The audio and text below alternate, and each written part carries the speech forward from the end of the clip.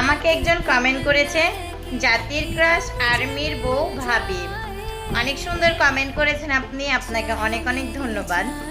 প্রথম কথা বলি আপনাকে, জাতির ক্রাশ আমি না, আমি কারো ক্রাশ না। মানে কি বলবো, আপনি কেন কমেন্ট করেছেন জানি না। জাতির ক্রাশ মানে অনেক কিছুই, তবে আমি কারো ক্রাশ না, ঠিক আছে? আপনি আমাকে নেক্সট এমন কমেন্ট করবেন না প্লিজ।